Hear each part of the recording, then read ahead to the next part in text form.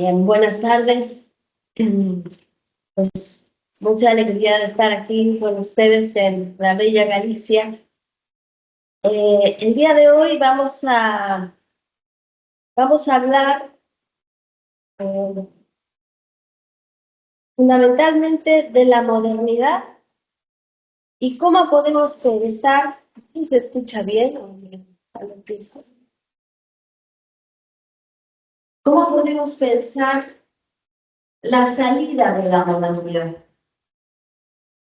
Eso también nos va a llevar a abordar el tema de la descolonización y del método, en donde Marx, por supuesto, va a estar muy implicado.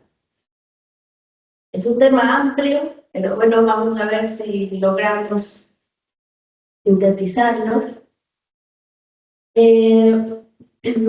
La conferencia previa de Ramón Responde me va a ayudar muchísimo porque él ha lanzado muchos temas, así que, digamos, va a estar todo lo que él ha dicho presupuesto en lo que vamos a abordar. Para empezar a hablar de la modernidad, tenemos que caracterizarla, o sea, tenemos que entender qué significa la modernidad. Porque yo siempre digo, la tenemos como tan pegada a los ojos que no la vemos. O sea, está como invisibilizada. Hemos aprendido a mirar el mundo y a vivir el mundo dentro de la modernidad. Es como una piscina en donde estamos.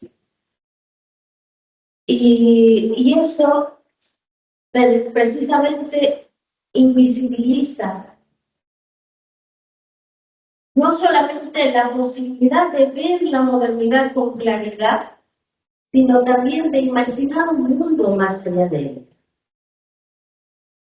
Y va a implicar de manera muy radical pensarnos a nosotros mismos de manera distinta.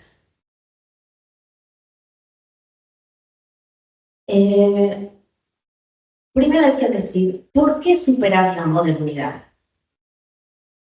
Y en este diagnóstico que no solo, o sea, no somos nosotros, sino que hay muchos autores previos que han ido trabajando en los temas más crudos, más graves, los problemas de este tiempo, nos van llevando a apuntar a que el origen de las grandes crisis que hoy vivimos, de la gran crisis ecológica, está al interior de la modernidad. Es decir, el problema central, desde donde vamos a empezar nosotros como a superar las dominaciones presentes, es superando la modernidad. El siglo XX puso mucho énfasis en la cuestión del modo de producción y nos dijo, el modo de producción capitalista tenemos que superarlo, y bueno, ahí estaba la otra alternativa, la construcción del socialismo, y prácticamente toda la izquierda del siglo XX se enfocó en el tema de cómo superar el capitalismo y cómo pensar otro modo de producción. Pero cuando pensamos en modo de producción, tenemos que nosotros realmente pensar todo lo que implica un modo de producción. Y esto es como parte de las cosas que Marx nos va iluminando y por lo cual es un autor tan importante para nosotros. Pero no el marxismo. Vamos a hacer ahí una distinción. Vamos a pensar a Marx, pero no al marxismo. Porque el marxismo, de alguna manera, hizo una lectura que al final se quedó como encerrada en sí mismo, fue bastante tautológica. O sea, el marxismo se quedó comentándose a sí mismo y dejó de hablar de Marx. Construyó un montón de manuales, construyó toda una ideología que iba acompañada del capital, ¿no? Y se asumía que eso que se produjo en el siglo XX fue la continuación de Marx. Pero una de las cosas que hemos aprendido de algunos maestros, como Enrique Dussel, como Franz Quintelano, como Juan José Bautista, es que Marx era mucho más complejo, mucho más multidimensional, pero para poder descubrir ese Marx necesitamos otro marco categórico. Enrique Dussel, que fue profesor nuestro, él se dedicó durante 10 años a estudiar a Marx. Y fue muy interesante el modo como él lo hizo, porque no sé si ustedes lo conocen, él es un filósofo latinoamericano, argentino de origen, después nacionalizado en México, y produjo una filosofía que se llama filosofía de la liberación.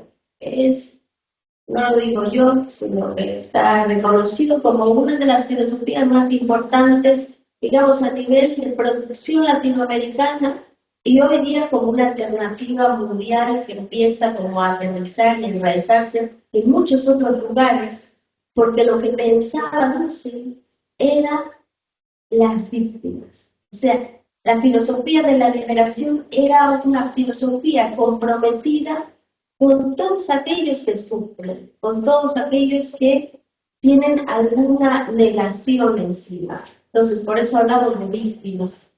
Víctimas que puede ser por exclusión, que puede ser por explotación, que puede ser por dominación. Es decir, hay muchas maneras de que una persona se haga víctima, pero lo cierto es que lo que está detrás es que hay una negación de poder.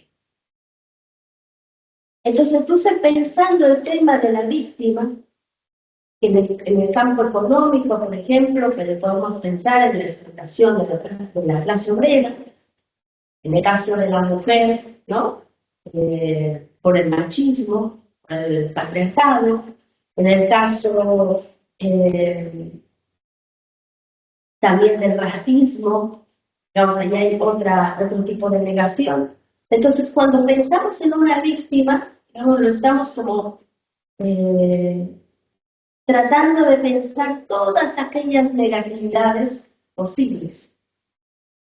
Entonces, la filosofía de la liberación surge así, como primero pensando en, situado desde América Latina, pensando en el subdesarrollo latinoamericano, pensando en la pauperización del latinoamericano, se fue dando cuenta que había muchas otras más víctimas más allá de América Latina, y entonces fue ampliando sus horizontes hasta constituirse como una filosofía de alcance mundial. Entonces, él en esta construcción de la filosofía de la liberación, una de las críticas que recibió fue que no había trabajado Marx. Así que él, pues, era un filósofo bastante serio y comprometido, dijo, bueno, todo el reto. Eso fue en los años 80 y comenzó a estudiar a Marx durante 10 años. Estudiar a Marx y solo Marx durante 10 años. Y él decía, no me leí ni siquiera una novelita, era solo Marx, ¿no? Y en vez de una novelita agarraba otra biografía de Marx.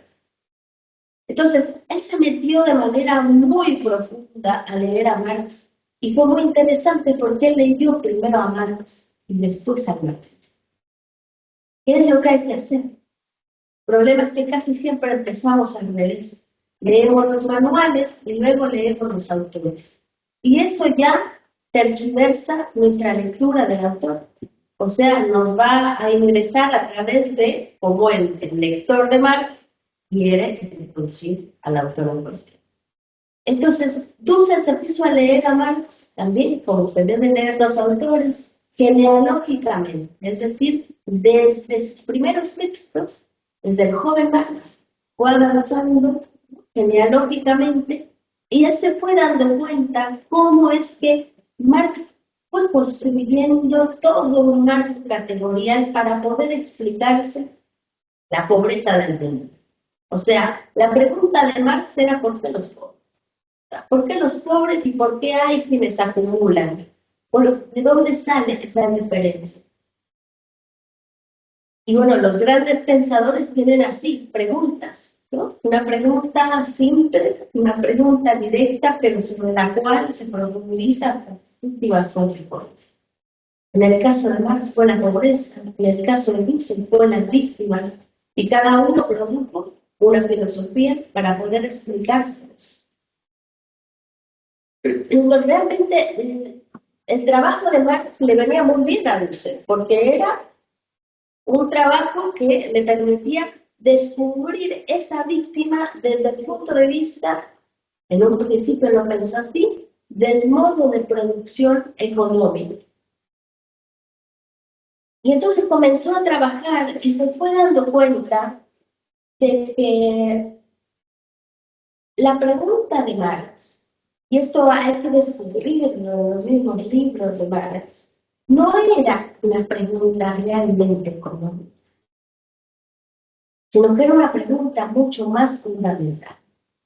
Y Marx lo dice así, en el prólogo del Capital, ¿no? Esta obra que se ha leído, releído, pero que todavía sigue sin leerse de manera mucho más despreciada, ¿no? Sin el marxismo encima.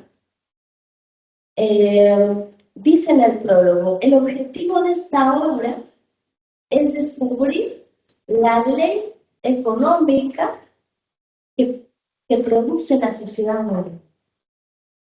Entonces, hay aquí muchas claves. La ley económica. Claro, cuando uno piensa en economía, piensa automáticamente en números, en dinero, pero aquí quiere decir algo más fundamental, se refiere más bien a la vida. ¿Cómo es que la sociedad moderna reproduce su vida? Porque un modo de producción no es solamente un modo de producción de mercancías, no es que se producen solo cosas, sino que un modo de producción también produce sujetos. O sea que es un modo de producción de mercancías, pero también un modo de producción de consumidores. Porque si produce solo mercancías y no consumidores, pues no hay manera de reproducir el sistema. Entonces, es muy importante tener esto en cuenta, porque entonces estamos hablando de que el capitalismo implica, tiene detrás un modo de producción y reproducción de la vida moderna. Es decir, el capitalismo es el modo de producción pertinente para la modernidad. Y aquí empezamos como a enlazar elementos que son muy importantes. Estamos preguntándonos sobre qué es la modernidad. Pero para poder entender qué es la modernidad tenemos que preguntarnos cómo es que se reproduce la vida moderna.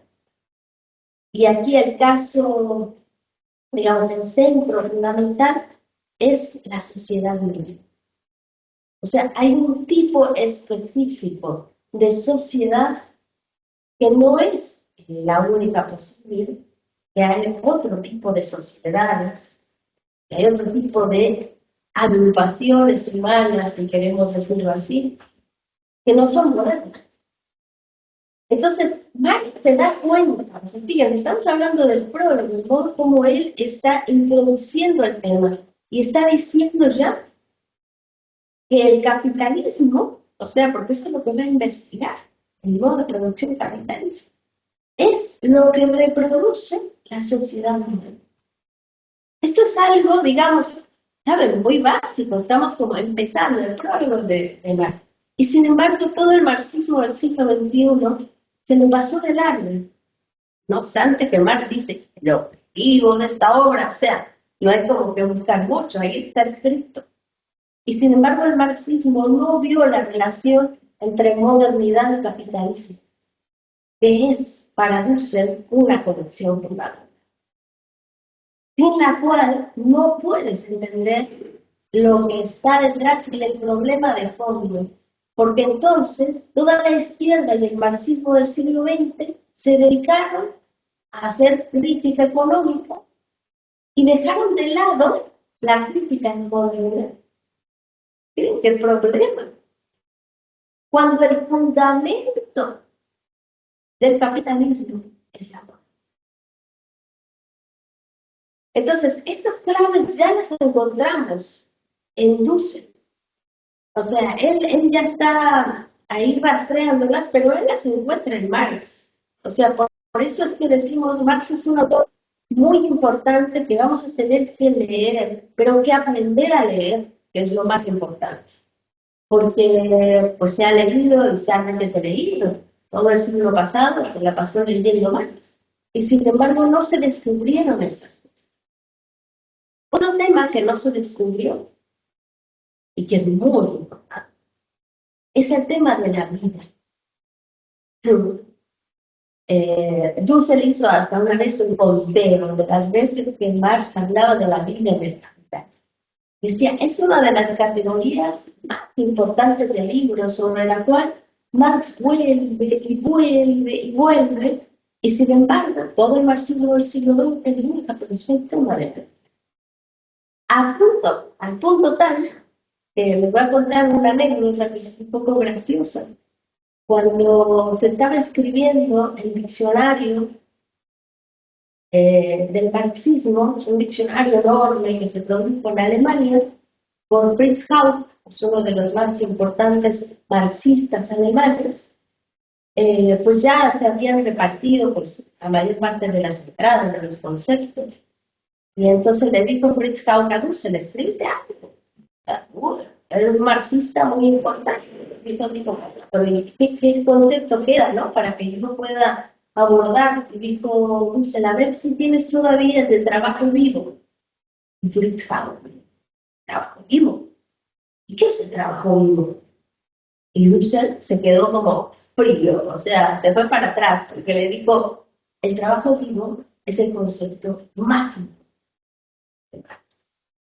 O sea, Fritz Haupt quedó como un poco impactado, le dijo, bueno, pues escribe el tema, excelente. Entonces, así es como se fueron haciendo lecturas como muy a modo, en donde se pasaron temas fundamentales. ¿Por qué es tan importante el trabajo? El trabajo mismo nos remonta precisamente al ser humano como corporalidad viviente. El ser humano es un ser humano de necesidades. Tenemos una corporalidad con necesidades, dice Marx, del estómago, pero también de la fantasía. O sea, el ser humano es un ser integral, ¿no? Que para poder reproducirse como ser humano, no solamente tiene que hacer como él lo dice, un metabolismo con la naturaleza, ¿no? De comer lo natural, sino que también tiene que comerlo con cultura y con dignidad. Y por eso yo siempre digo, si yo agarro, ¿no?, un plato de comida y la tiro al piso, pues claramente que nos lastimen nuestra dignidad. Las vitaminas, los minerales, las proteínas siguen estando ahí, con un poco de bacterias también, pero siguen estando ahí. Y sin embargo, esa comida del piso no me llena. ¿Por qué no me llena? Porque el estómago no es simple un espacio que haya que llenar de materia física, sino que también necesitamos llenarnos de dignidad, de integridad. Y esas son necesidades humanas.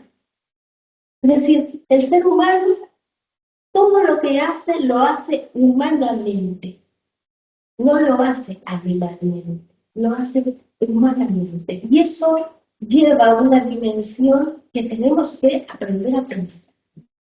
Y que tenemos que construir categorías para nombrar eso. Entonces, cuando un ser humano trabaja, no solamente es una palanca de propulsión, no solamente es como una fuerza motora que pone a funcionar la máquina, sino que eso que pone a funcionar la máquina está también contenido de mi contenido espiritual. Es decir, en ese movimiento de la máquina hay vida. Y esa vida implica sueños, aspiraciones, motivaciones, ideales, utopías, tristezas, frustraciones.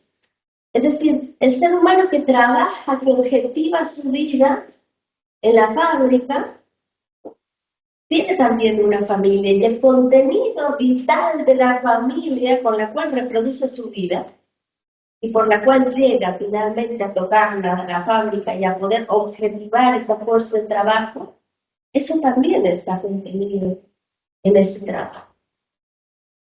Entonces, esas son dimensiones que tenemos que empezar a pensar.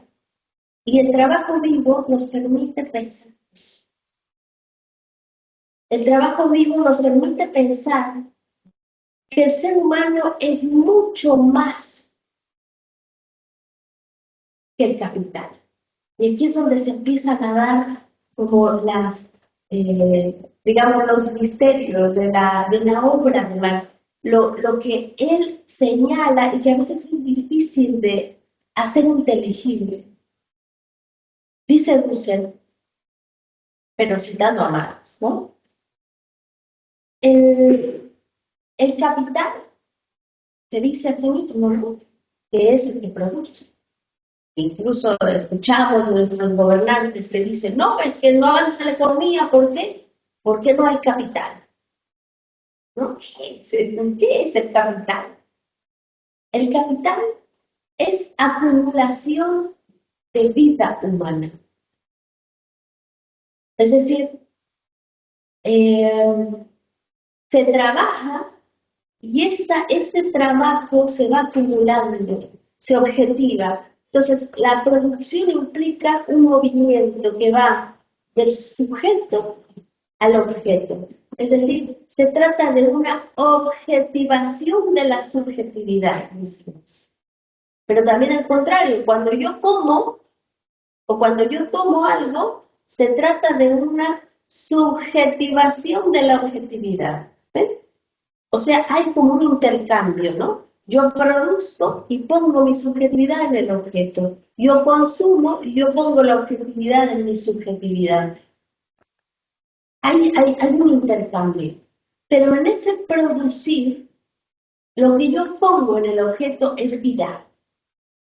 Y es vida humana. Y como les he dicho, esta vida humana es incuantificable. No se le puede poner un número. O si se le pone un número, ese número nunca alcanza. Entonces, ¿qué es lo que se vende? ¿Qué es lo que se intercambia? Cuando yo establezco una tasa, un precio, ¿no? Y hacemos una medida, lo que se intercambia es el tiempo de trabajo. Entonces yo pongo determinadas horas del día, de mi vida, aquí, y entonces tú pones determinadas horas de tu vida ahí, y eso es lo que intercambiamos. Pero si se fijan, de todas maneras, es un intercambio que cuando uno lo piensa metafísicamente es también incuantificable. Hay mucho de donación ahí que nunca podrá ser realmente tasado. Pero bueno, así funcionan los sistemas como sistemas de intercambio. Pero entonces, esa acumulación de vida que puede ser ahora sí objetivada y que hay, ¿no? Los grandes capitales se van produciendo porque van acumulando vida, una vida que no han pagado. Me dice Marx, eso se llama robo. No hay mucho misterio ahí. Sí, la acumulación de vida se llama robo, pero hay un robo que se ha hecho institucionalmente y que es el capitalismo. Es decir, todos los días se roba al obrero una cantidad de vida que no se le paga, porque el salario nunca paga la vida que pone el obrero en el objeto que produce. Entonces, es la institucionalización del robo lo que está detrás del capitalismo. Entonces, hay algunos que van acumulando eso y por eso se da el desequilibrio. Entonces, el ser humano trabaja y pone en su pone en su trabajo esa vida. Les voy a poner aquí una pequeña lámina.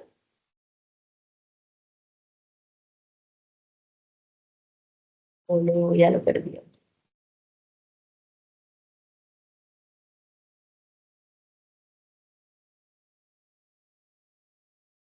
Sí, la había puesto en la página.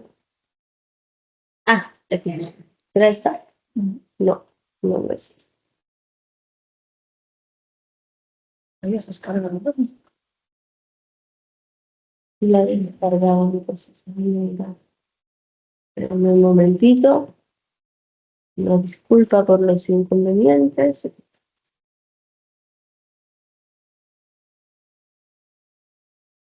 Bueno, ahí está.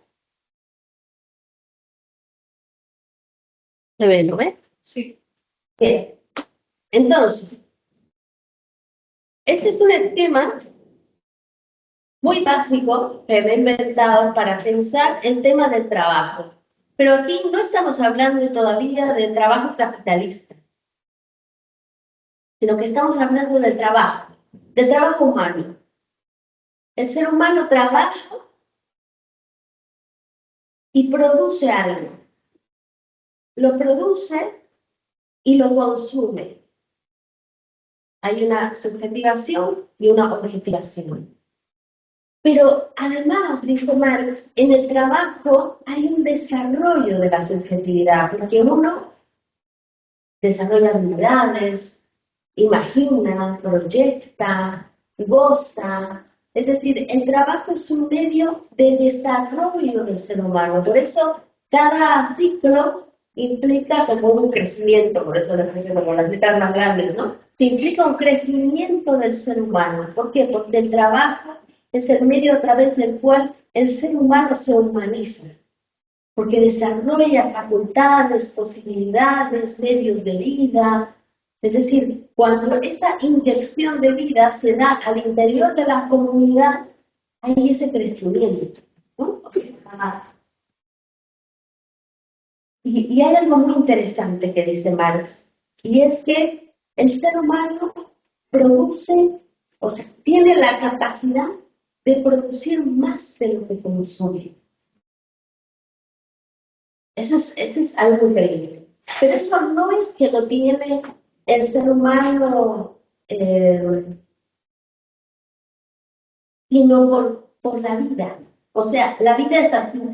La vida produce más de lo que consume. Y por eso, ustedes ven todos los árboles, las semillas, ¿no? No todas las semillas de un árbol se convierten en el árbol.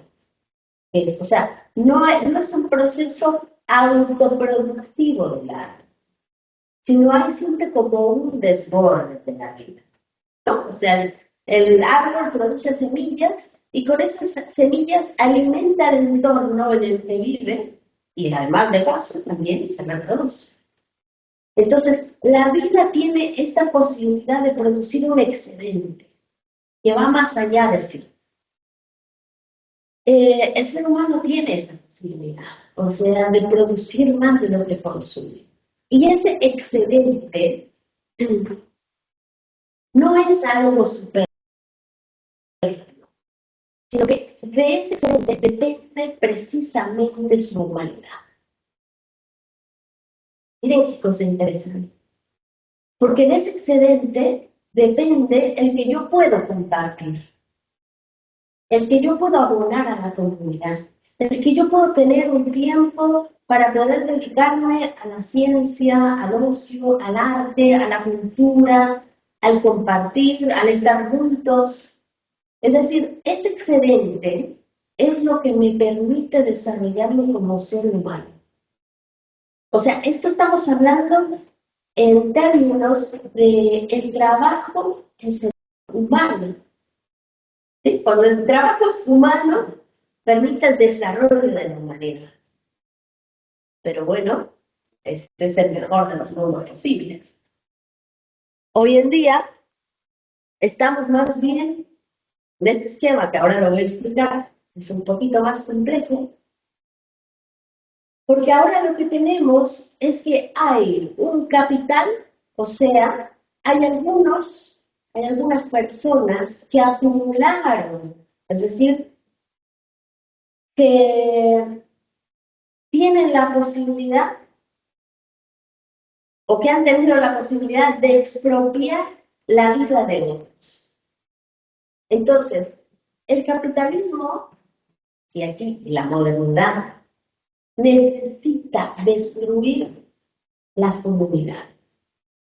Aquí empieza como el verdadero problema. Necesita destruir las comunidades. ¿Por qué? Porque necesita el individuo. Y el individuo, dice Marx, es pobreza absoluta. Individuo significa sin tierra y sin comunidad. He ahí el trabajador, he ahí el obrero feliz. O sea, alguien que no tiene nada. Y lo único que le queda es venderse a sí mismo. Entonces, paso número 1, para poder modernizar un espacio, ¿no? Una agrupación humana, primero necesita destruir el sentido comunitario. Y destruyes el sentido comunitario expropiando de la tierra. O sea, descarnándolo de la tierra. ¿Por qué? Porque en todas las civilizaciones, en todas las culturas humanas, la tierra fue madre. O sea, el ser humano en todas las civilizaciones se comprendió como hijo de la tierra. Y si era hijo de la tierra, entonces entre seres humanos, ¿qué eran? Hermanos. Entonces se reconstruye una política distinta, una política de la comunidad, en donde no hay nadie afuera. Pero entonces si yo borro ese suelo común que es la madre, entonces lo que tengo ahora son individuos. Y si los pongo por encima de la tierra, entonces los pongo como señores de la tierra. Entonces puede ser o un desposeído, un huérfano, o un señor de la tierra, un propietario. Y es un propietario privado. ¿Y cómo se llama eso? Es un burgués. Entonces, fíjense qué interesante. Cuando yo destruyo las comunidades, comienzo a construir una subjetividad burguesa. Cuando hablo de subjetividad, no me refiero realmente a que tengan posibilidad de acumulación. No, estamos hablando de la subjetividad.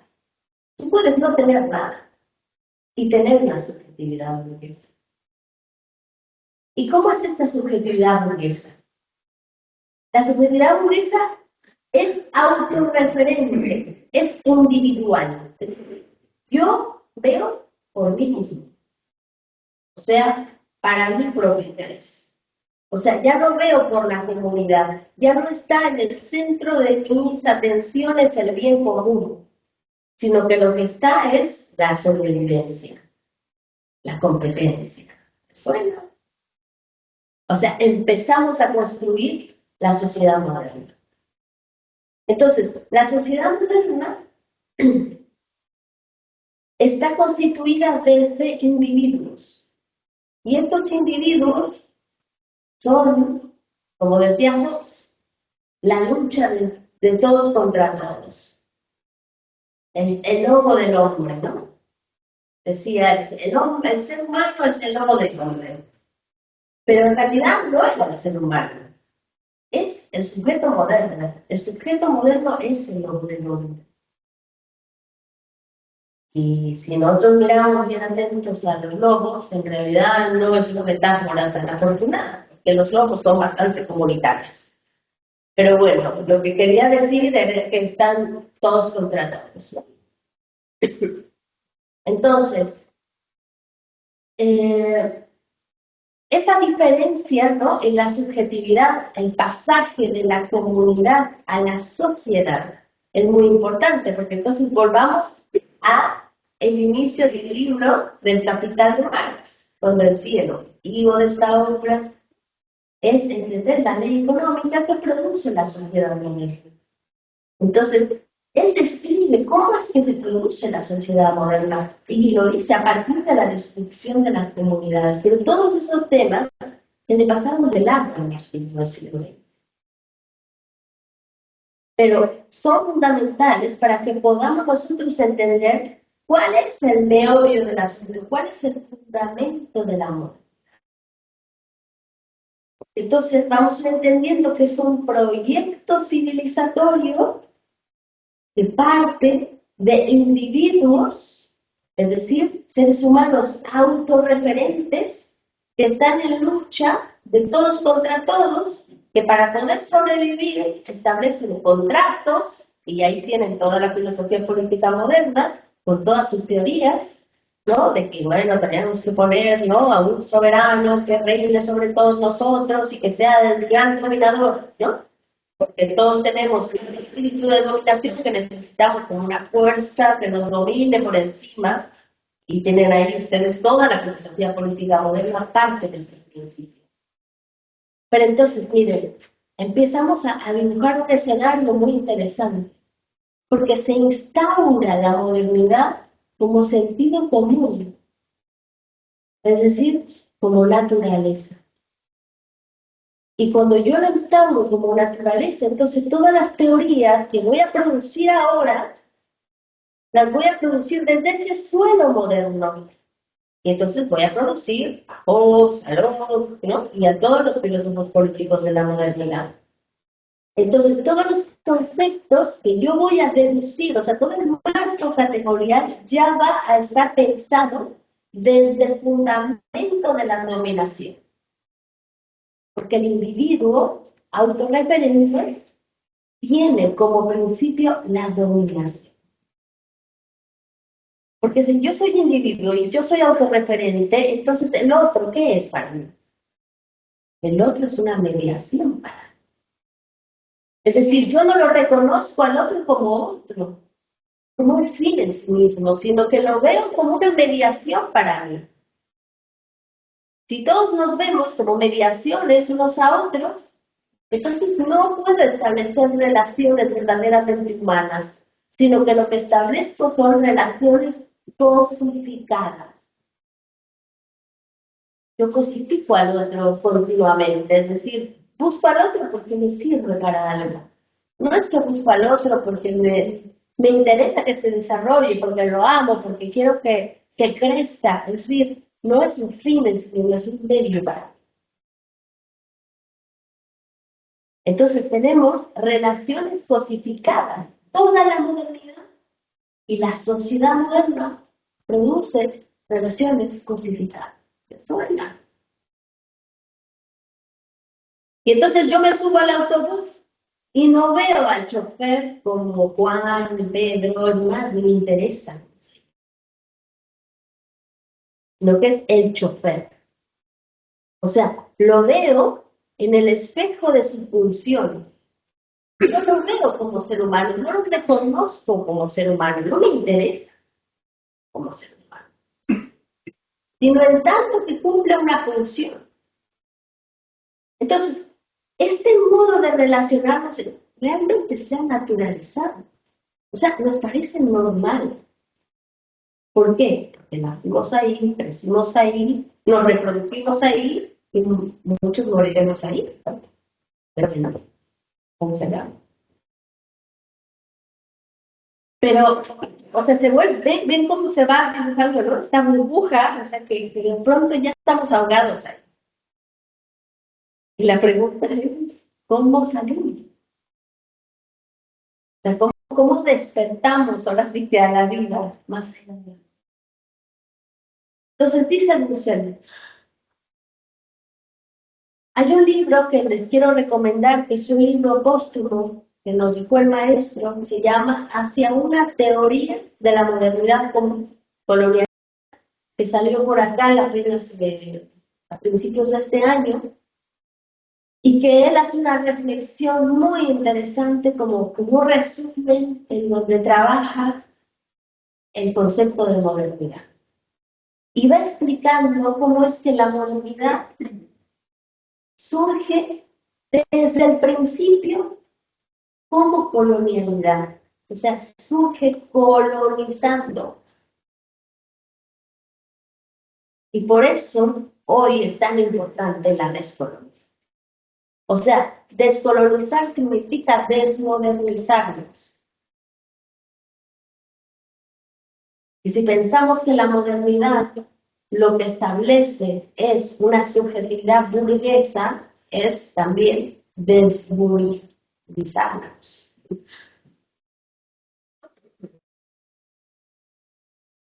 Desindividualizarnos. La descolonización, entonces, es un proceso bastante complejo. Porque si se dan cuenta, no es unilateral. O sea, tenemos que transformar un modo de vida completo. O sea, yo hoy les vengo como a poner todas las carencias encima, que son muchas. Y por eso es un trabajo que tenemos que hacerlo en comunidad, tenemos que hacerlo en redes. No es un trabajo que lo pueda hacer una persona. La modernidad no lo construyó una persona. Igual la salida también la tenemos que hacer en redes. Entonces,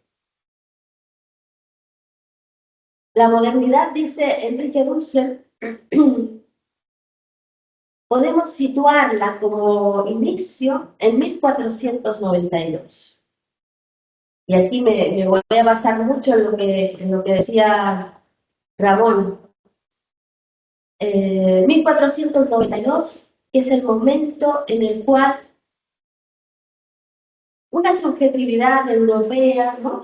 En ciernes, todavía no es europea realmente, ¿no? Porque no hay esa conciencia identitaria ni siquiera, pero comienza este proceso de expansión a través de la conquista de Granada, la conquista del mundo musulmán, y después la expansión en el resto del mundo, ¿no? América Latina, y sigue, y sigue, y sigue, ¿no? O sea, es un proceso de expansión y de globalización que se puede situar, digamos, que inicio ahí, en 1492. Pero así como empieza algo, esto es algo como que yo se los dejo como una nota y una hipótesis a trabajar, ¿no? ¿Cómo comienza algo? Nos habla mucho del fundamento que tiene.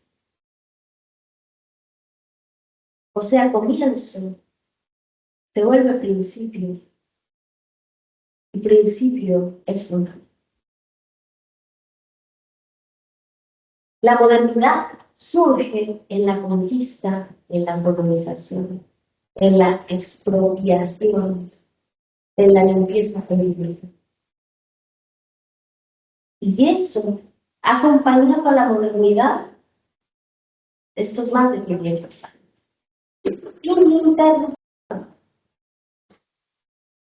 Entonces ahora tenemos que empezar a rastrear cómo es que esa dominación se juega en cada uno de sus momentos, en cada una de sus teorías, en cada una de sus disciplinas, en su cosmovisión, en su espiritualidad. Es decir, la dominación, cuando decimos que es fundamento, es porque acompaña, es porque es sustancia, porque está siempre presente, porque es teleología también, es dirección, es finalidad. Entonces, la necesidad de la superación de la modernidad viene porque necesitamos combatir este ejercicio de dominación.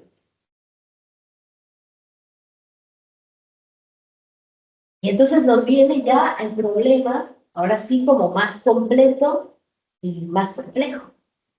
Porque entonces el problema no es Donald Trump, ni Elon Musk, ni siquiera el 1% de los ricos más ricos del mundo, solamente, que también son un problema. Y también tenemos que combatir eso. Sino que el problema está tan diversificado, otra vez, es el agua que respiramos, el problema también está dentro. O sea, a la par de hacer esa lucha económica contra el capitalismo, a la par de hacer esa lucha política contra el neoliberalismo, contra el liberalismo, contra toda la política moderna de dominación. Tenemos que hacer una lucha contra el racismo, contra el patriarcado. Es decir, tenemos que aprender a vivir de otra manera. Pero nosotros, es decir, esa transformación se tiene que notar en nosotros. O sea, el llamado hacia la superación de la modernidad significa ser otro tipo de seres humanos.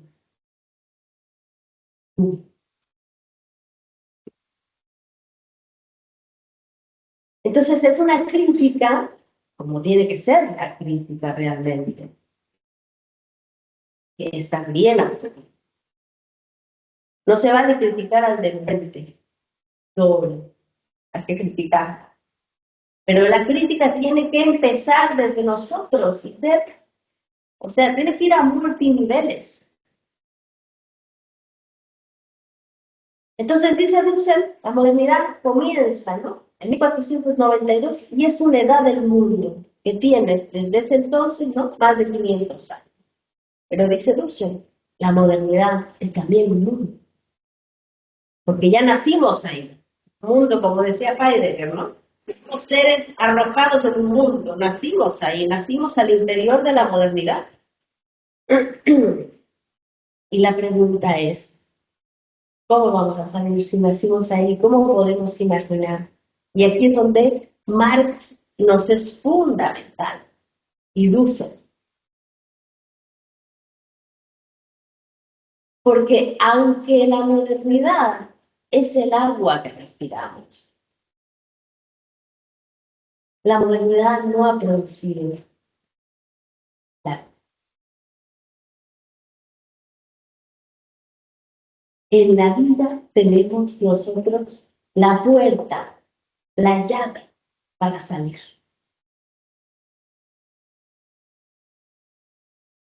¿Por qué?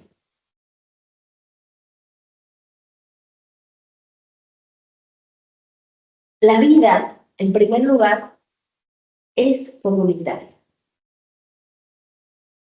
Ningún organismo se produce a sí mismo, sino que todos colaboran en una relación de cooperación, de colaboración, y eso es parte intrínseca. Entonces, esto quiere decir que vivimos entre dos aguas. Vivimos en una realidad que es presente y que es una realidad transcendente, porque nos atraviesa. Porque todos, absolutamente todos, tenemos un ombligo y venimos de alguien. Y ese alguien nos conecta con una comunidad de la que venimos. Y ese ombligo nos conecta en última instancia con la madre, que es la naturaleza. Es decir, esa raíz que tenemos y que todas las comunidades y los pueblos originarios anteriores a la modernidad reconocían, sigue intacta en cada uno de nosotros. El problema es que no lo vemos. El problema es que nos olvidamos. El problema es que aprendemos a vivir la vida como si fuéramos individuos. Y dejamos de vernos en esa humanidad que también somos. En esa comunidad que también somos. Es decir, tenemos entonces, ¿no?, una llave y una clave desde donde podemos producir las grandes transformaciones. Fíjense, es muy interesante porque Marx, cuando piensa y cuando él explica el capital, él descubre que la vida está por debajo de todo. Es bien interesante, mire. A ver si tengo esa lámina. Aquí está. Se habla mucho sobre la lógica dialéctica, ¿no?, de Hegel, y que Marx habría agarrado esa lógica y la habría puesto sobre sus pies. Él mismo lo dice, ¿no? Dice, ahora, ¿no?, nosotros hemos puesto a la dialéctica de Hegel sobre sus pies porque estaba puesta de cabeza. Y el marxismo del siglo XX hizo un montón de trabajos para poder explicarse lo que significaba esta inversión de la dialéctica hegeliana.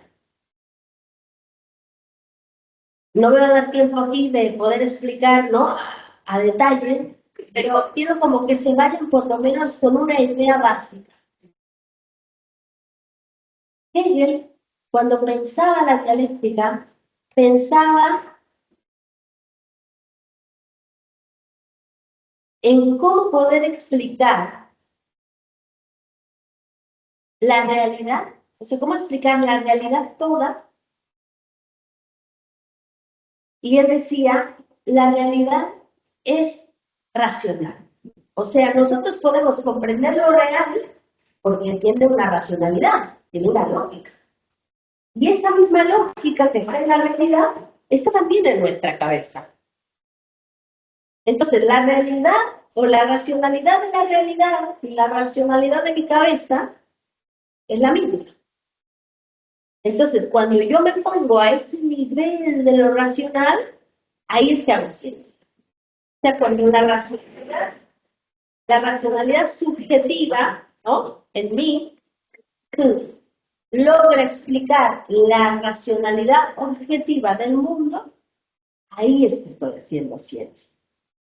Claro que no siempre estamos al nivel de la racionalidad, es lo que decía Hegel, hay que elevarse, porque normalmente estamos al nivel del entendimiento, que vemos las oposiciones, ¿no?, blanco-negro, alto-bajo, izquierda-derecha, y ese comprender las oposiciones nos permite manejarnos en la realidad, ¿no? Bien, mal, o sea, me alejo del veneno, el alimento sí, nos permite un manejo.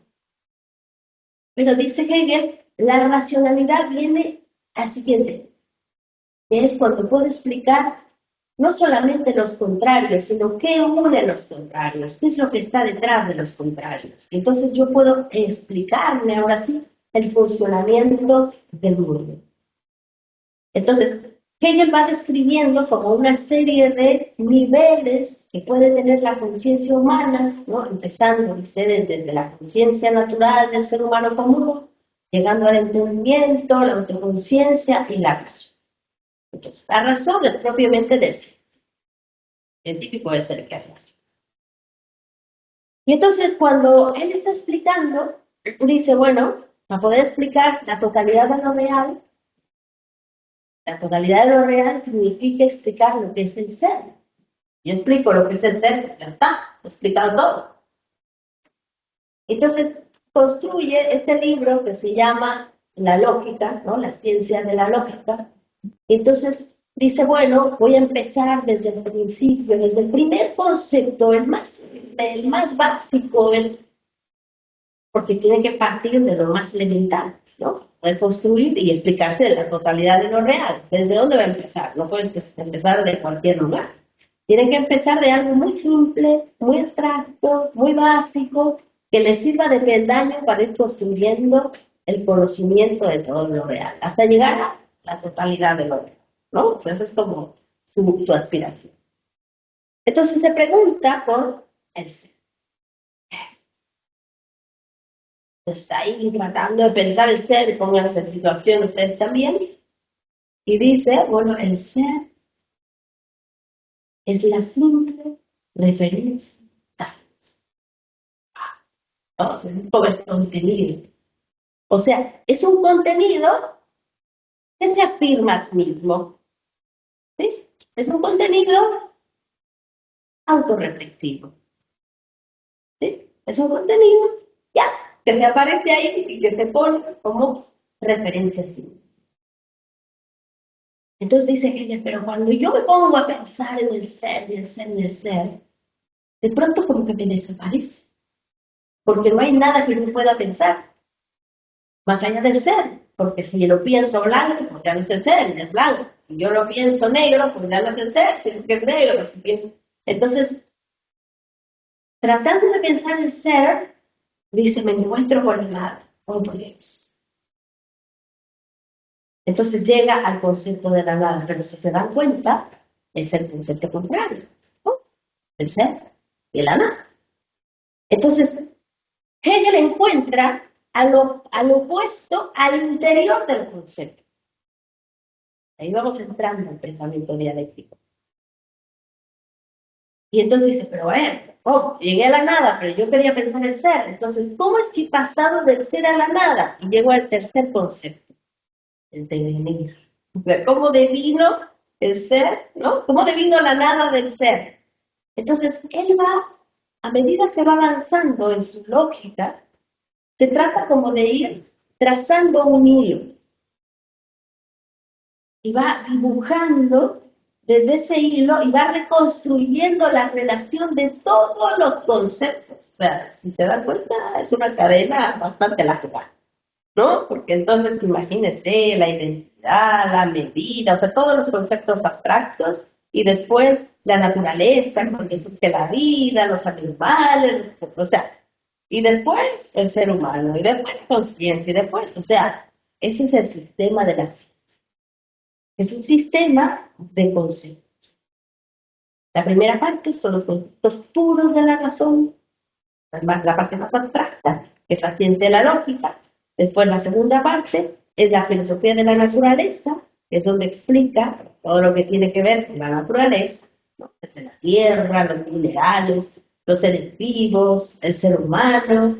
Y después, en el surgimiento del ser humano, la conciencia. Y ahora sí, la historia, el arte, la religión, la filosofía, y ahora sí llega a la totalidad concreta. Entonces, digamos, les he dicho como en 5 minutos el proyecto hegeliano. Pero es interesante el modo como él avanza. Que normalmente, esto es una muy mala comprensión de Hegel, se habla de que Hegel habla de los contrarios, ¿no? Entonces se pone ser, se pone nada, y después la síntesis, y después, ¿no? Se va a avanzar, pero no es así el movimiento. El movimiento, si se dan cuenta, es encontrar al interior de los conceptos. Ese es realmente el movimiento racional. O sea, yo al interior del ser encuentro la nada, al interior del nada encuentro el devenir, al interior del devenir encuentro el ser determinado, y así voy avanzando. O sea, si se dan cuenta, el concepto más grande es el del ser, y todos los conceptos los voy encontrando adentro. Por eso cuando termino de explicarlo, entonces puedo decir, el ser es la cosa. Pero si se dan cuenta, la respuesta es bastante larga. O sea, no es una respuesta simple.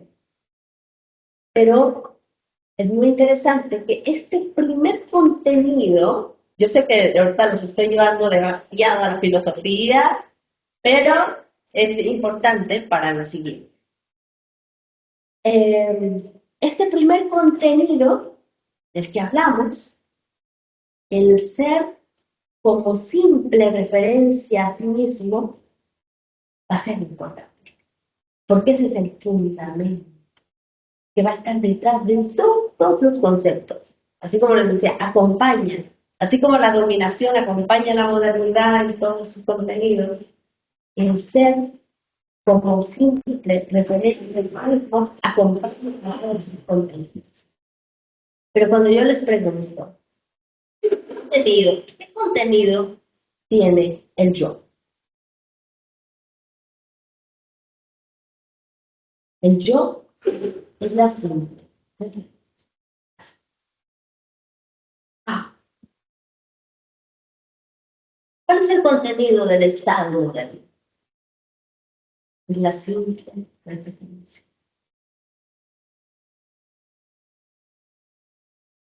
Es decir, este fundamento básico va a acompañar en lo abstracto la simple referencia a sí mismo en lo político es dominación.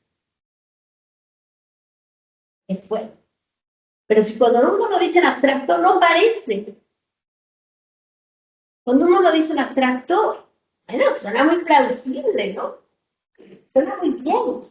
El problema es las consecuencias políticas, las consecuencias históricas que tienen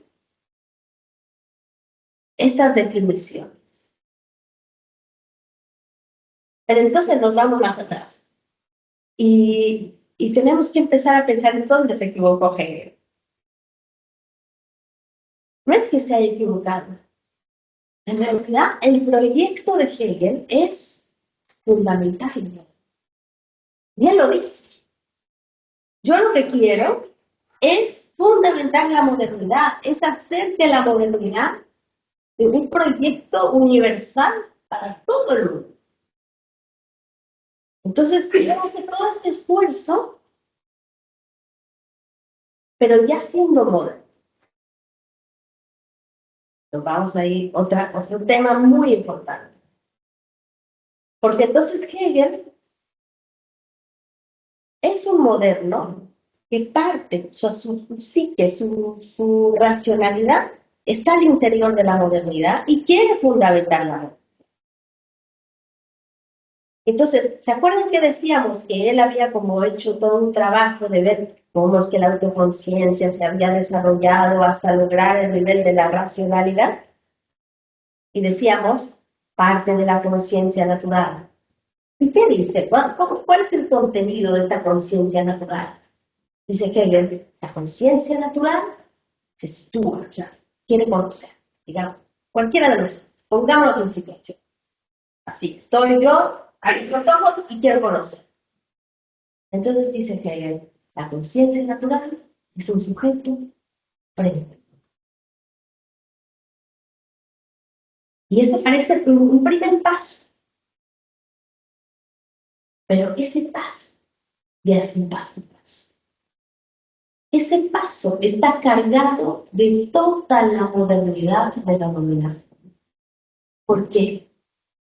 Porque solamente en la modernidad la realidad se constituye concreta. Todas las civilizaciones anteriores a la modernidad pensaron en la naturaleza como sujeto. Así que cuando yo le pregunto, ¿no?, a un originario, le digo, a ver, ponte en situación y empieza a pensar en conocimiento, él abre los ojos y lo que ve son sujetos. Entonces, ese comienzo, ¿no?, de desarrollo de una epistemología de Hegel es ya una toma de posición por la modernidad. O sea, por eso cuando yo les decía comienzos, principio y principios completos. O sea, él se sitúa desde el contexto de la modernidad y todo lo que puede pensar y todo lo que puede fundamentar es siempre ya.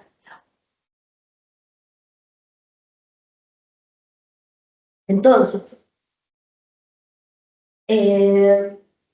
¿cómo podemos nosotros ahora como desenredar ese camino? Tenemos que cuestionar hasta eso.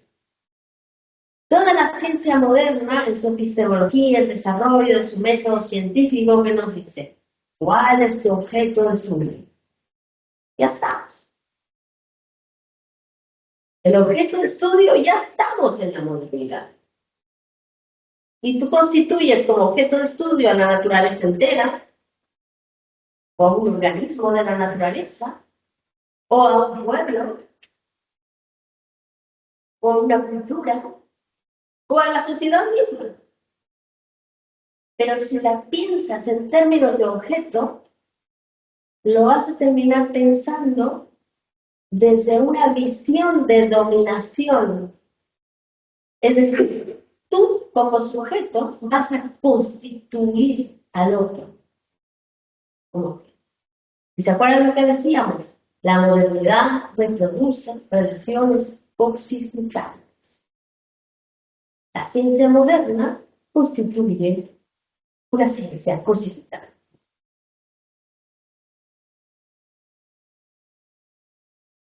Entonces, esto nos lleva a un reto más, que necesitamos producir otra epistemología. O sea, con la epistemología moderna, lo único que hacemos es reproducir la dominación, pero ahora en la ciencia. ¿Qué problema?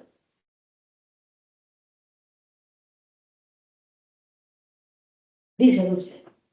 Entonces, la modernidad, decimos, es una época, ¿no? Una época de una edad del mundo. Es un mundo que lo tenemos delante y lo tenemos detrás de nosotros. Es una realidad concreta, en tanto que las subjetividades son modernas y las objetividades son modernas. Es decir, las instituciones que producimos también son. Los estados que tenemos son la imagen de la modernidad. Las constituciones que construimos son la imagen de la modernidad. Simplemente pensemos, por ejemplo, en la filosofía del derecho, para la cual la persona se considera una persona en tanto que propietaria. Es decir, el ideal de la filosofía del derecho es un burgués, es un propietario privado. Un propietario privado que entra en contacto con otro propietario privado, que se pone de acuerdo y construye un contrato. He ahí el contrato desde inmobiliario hasta el matrimonial. El contrato. En donde ¿qué? Se resguarda ¿qué? El interés en línea. O sea, el contrato me permite asegurar, ¿no?, que el otro, digamos, que el otro va a funcionalizar la relación hasta un punto que no me perjudique. Y lo mismo. O sea, es una relación al final cosificante en donde cada uno salvaguarda sus propios intereses. Entonces, la cosificación de la naturaleza se nos regresa, dice Juan José Bautista, filósofo boliviano, se nos regresa como dominación entre seres humanos. Pero entonces esto nos abre una vía también, una puerta, una ventana por donde podemos salir. Tenemos que comenzar a pensar a la naturaleza como sujeto.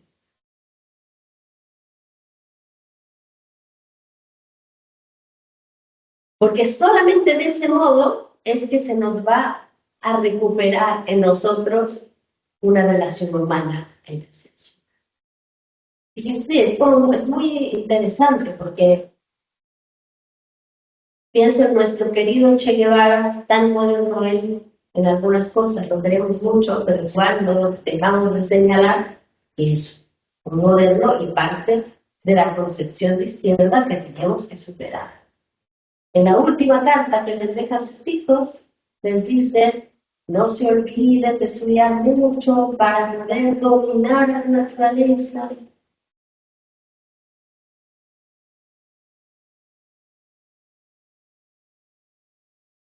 Nuestra izquierda es profundamente moderna. Vamos a ver algunos ejemplos, porque es la gran tragedia. O sea, mientras nosotros no superemos el paradigma de la modernidad, que lo tiene la izquierda hasta el tuétano, no vamos a poder construir una alternativa más. De manera que la izquierda es también una piedra de sal. O sea, es parte de...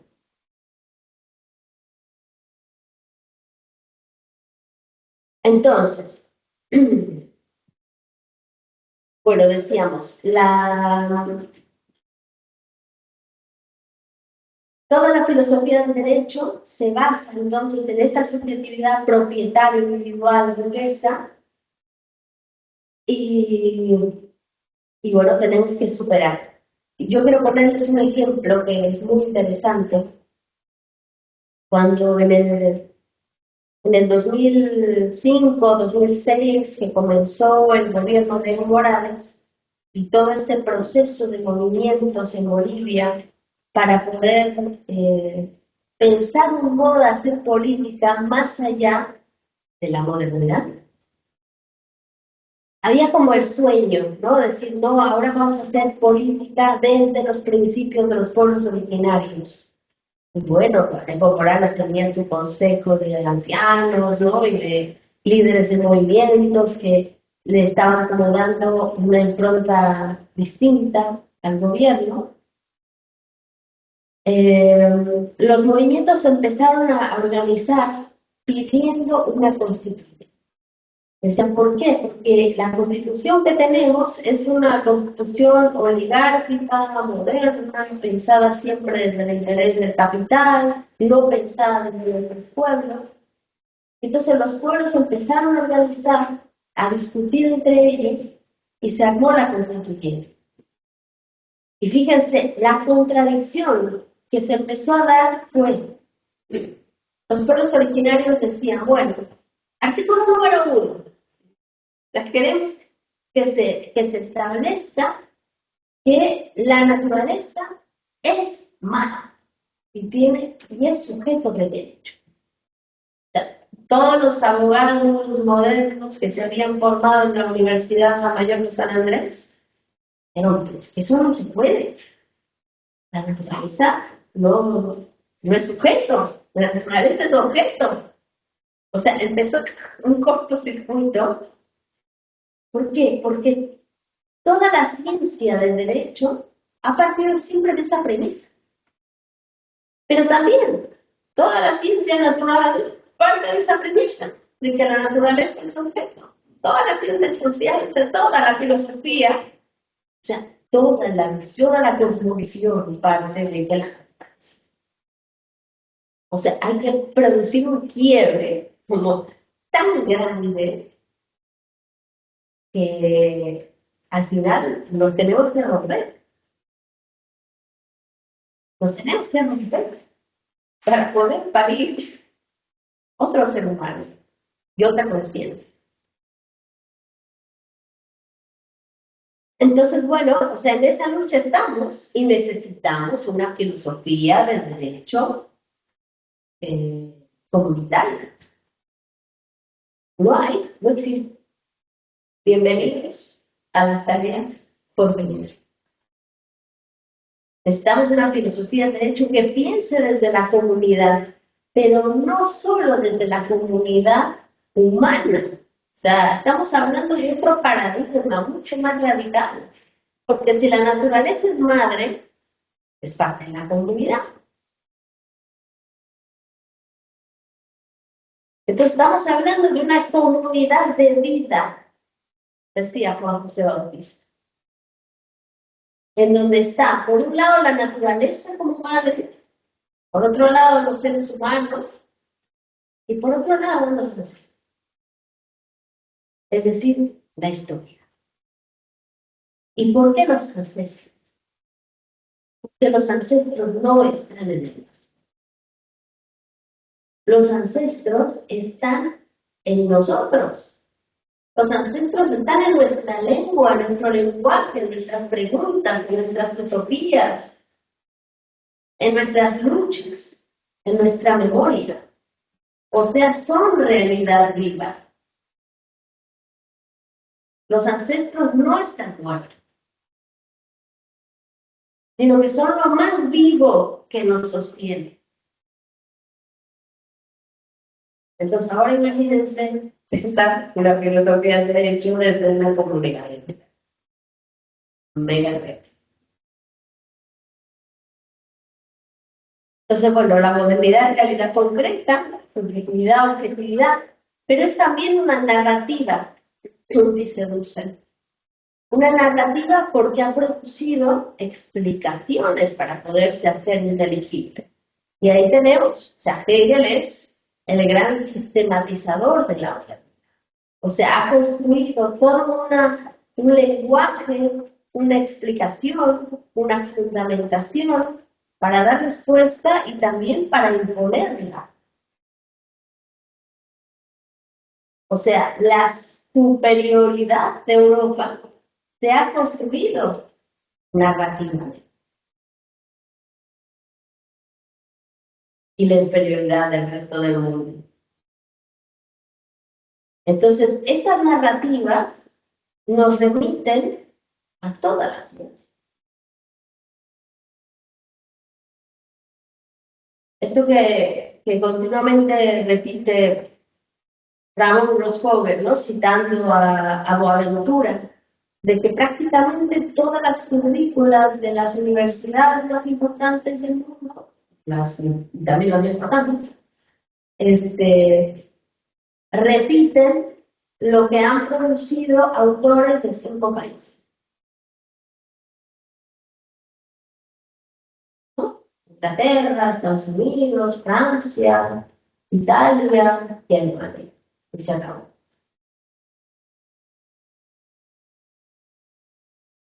Y esos autores pensaron su realidad moderna, europea, occidental, para dar respuestas a esa realidad europea, moderna y occidental. Pero en esas narrativas están también inferiorizadas todas las otras culturas y todas las otras visiones del mundo. Y es lo que al final leemos en el resto del mundo. Por eso cuando nos miramos, ¿no? Yo lo hablo, digo, yo como latinoamericana, mexicana, cuando nos miramos en el reflejo de esa teoría, siempre nos vemos inferiores. O sea, no hay manera. O sea, ese espejo nos regresa una imagen en la cual pues, lo que tenemos que hacer es blanquearnos, ¿no? Dejar de ser quienes somos, asumir el modelo europeo occidental, asumir los estándares de belleza, de política, de visión de mundo, de principios, y dejar de ser quienes.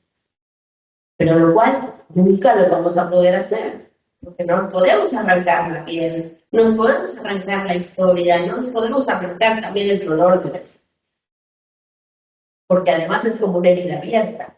Lo seguimos haciendo y es un dolor que se hace. Entonces el compromiso con nuestros lugares, con nuestros espacios, con nuestra comunidad, con nuestro color de piel, con la vida al final, nos tiene que llevar a un replanteo en donde construyamos espejos que nos devuelvan un verdadero reflejo. Y ese verdadero reflejo se produce a través de la descolonización, de la desmodernización. Entonces tenemos que descolonizar todas estas narrativas y mostrar su ser periférico, su ser local. Finalmente, Hegel pensó para su momento y fue muy importante. Pero tenemos que ponerlo en su lugar, en su sitio, y cuando uno lo ve localmente, tiene sentido. Pero entonces cuando quitamos toda esa pretensión de dominio de la modernidad, nos queda muy... ¿Qué es lo que dice Russell? El proyecto de la modernidad debe ser superado. No es que vamos a agarrar una cosita aquí, una cosita allá. ¿Por qué? Tiene que ser superado porque en el fondo es un proyecto de dominación. en su fundamento. Entonces tenemos que desfondarlo. Ese desfondarlo es desfondear. Y eso nos va a llevar a ir realmente a las raíces, y a las raíces del resto de las civilizaciones. Y al final es conectarnos con la raíz de la vida. Porque de alguna manera todos los proyectos civilizatorios anteriores a la modernidad reproducían la vida de una u otra manera. Y ese tiene que ser el espacio de diálogo nuevo de las distintas civilizaciones. O sea, la transmodernidad. Dice Russell, hay que pensarlo no solo como un mundo, no, pero la transmodernidad. Dice, hay que pensarlo como una nueva civilización en la que estamos llamados a participar para la producción, reproducción y desarrollo de la vida desde la pluriversalidad en un verdadero diálogo intercultural. Cosa que nunca se. Porque los supuestos diálogos interculturales en realidad siempre se hacían en cada moderno. O sea, diálogos interculturales sin furbo, ¿no? Que Dussel estuvo muy comprometido con proyectos de ese tipo. Y dice Dussel, tenemos que pensar la transmodernidad como una edad geológica de la vida, que podríamos denominar ecoceno. Ahora se habla del antropoceno, pero tenemos que empezar como a centrarnos todos en el ecoceno, en vivir un tipo de vida, imagínense,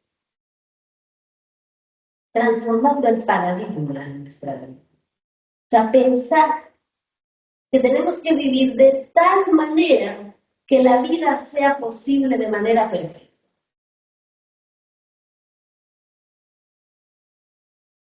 Ese es como un criterio de discernimiento, un criterio realmente para fundar una nueva tecnología, una nueva ciencia, una nueva educación, nuevas instituciones. O sea, ¿cómo tendríamos que vivir para que la vida fuera posible por siempre? Hacernos cargo de los residuos, olvidarnos de muchas costumbres modernas, asumir costumbres que se tenían antes, que eran mucho más sostenibles, etcétera, etcétera. Es decir, esto nos lleva realmente a un replanteamiento completo de la vida. Dice, la transmodernidad es la edad del mundo en la que el ser humano tomará el lugar que le corresponde como responsable por la comunidad de vida. O sea, de alguna manera tenemos que volver a pensar el proyecto hegeliano, que él decía, hay que elevar la conciencia del ser humano, ¿no? Tenemos que elevar esa conciencia del ser humano, pero no de este lugar que decía la conciencia natural del ser humano común hacia la racionalidad moderna, sino que tenemos que pensar la conciencia del ser humano común, pero ahora pensemos, por ejemplo, desde la subjetividad y subjetividad del ser humano frente a una naturaleza que es también subjeta.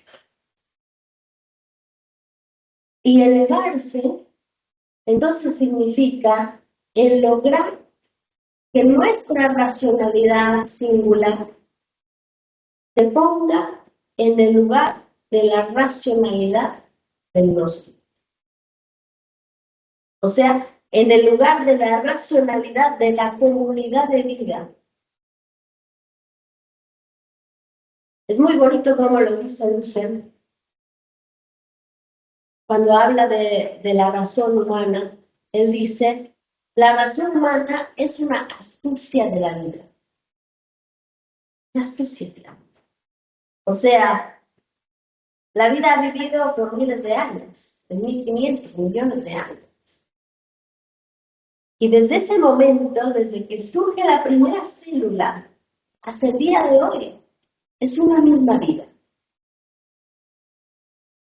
O sea, todos somos una misma vida. Nos vemos ahora como nos hemos aprendido a vernos desde la modernidad. Nos vemos todos individuos. Pero somos todos parte de una misma vida. O sea, eso que les decía yo del ombligo desde el que estamos conectados es real. O sea, estamos conectados a un nivel tan profundo, tan vital, tan material, real, que todos venimos de la misma gota, de la misma célula. Y de ahí comenzó a diversificarse. Y así como a los animales se les dio, bueno, a las plantas espinas o venenos o cosas para defenderse, a los animales dientes, garras, picos o lo que sea para defenderse, al ser humano se le dio la razón. Esa es la astucia de la vida que puso en nosotros esa capacidad de responder al entorno. Pero entonces, si lo pensamos así de manera radical, esta racionalidad que tenemos es la racionalidad de la vida. O sea, es la racionalidad de una vida que hoy se puede comprender a sí misma. A través de eso. Pero esta racionalidad de comprenderse a sí misma implica también hacerse cargo de sí misma, que es lo más importante. Es decir, esta racionalidad como astucia de la vida es una ética, implica una ética.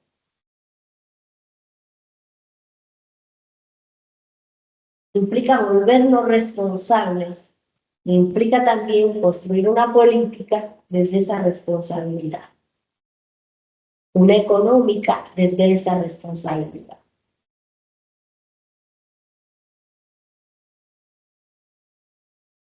Entonces nos toca, y va a parecer así muy hippie lo que voy a decir, pero no tiene nada de hippie, tiene mucho que ver con el modo como tenemos que irnos elevando. O sea, tenemos que encarnar, y a eso estamos llamados, la racionalidad de la Pachamama.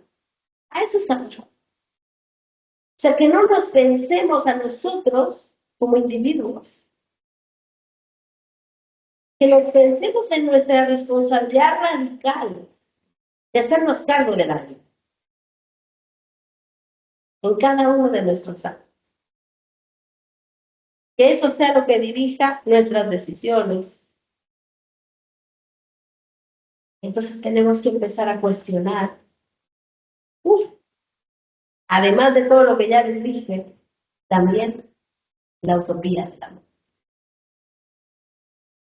que es una gran distopía. Porque es una utopía en la cual solamente hay uno en la cima. Como es una utopía desde el individuo, entonces se trata de vencer a la competencia. Se trata de establecerse cada uno como el Señor Supremo. Y por eso es que la tendencia esa es a la construcción, ¿no?, de un 1%, el monopolio. Y ahí están los ricos más ricos del mundo debatiéndose quién es el más rico en esa lucha del lobo del hombre, encarnando, o sea, propiamente esa subjetividad moderna. Pero más bien tendríamos que darle vuelta y pensarnos entonces cada uno como una pirámide al revés. O sea, pensarnos cada uno responsables de toda eso.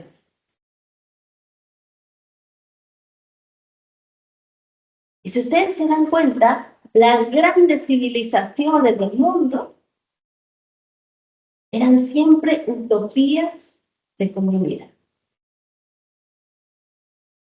Utopías de partir el pan, de estar juntos, de beber juntos, de la saciedad, del disfrute, del vivir con todas las necesidades cubiertas. Esas son las utopías que tenemos que volver a reinsertar y volver a educar a nuestros hijos en esas utopías.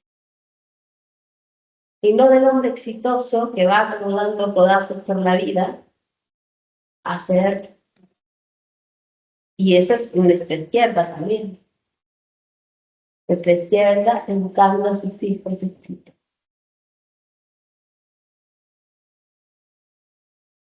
Tenemos que producir utopías de comunidad.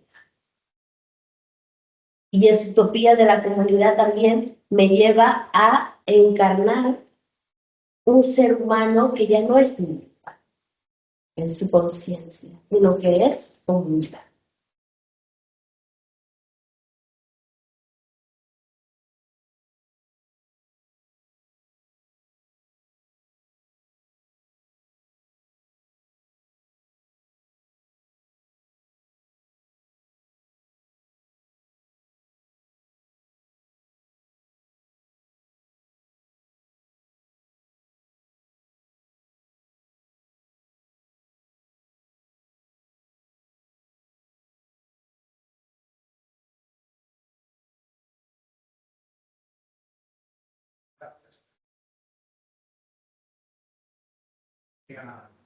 Porque te lo digo en castellano, que creo que funciona.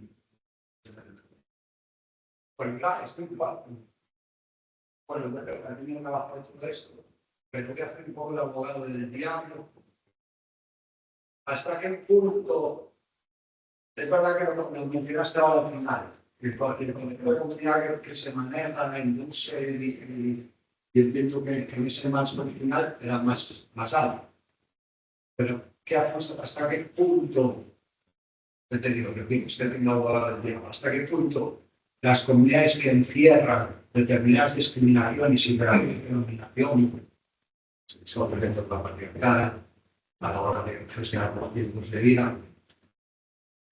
O sea, es a ver cómo lo hasta qué punto, o sea, un moderno, yo me he educado en la sociología moderna, he hecho con una rusa mía, o ha tenido bastante influencia en mí.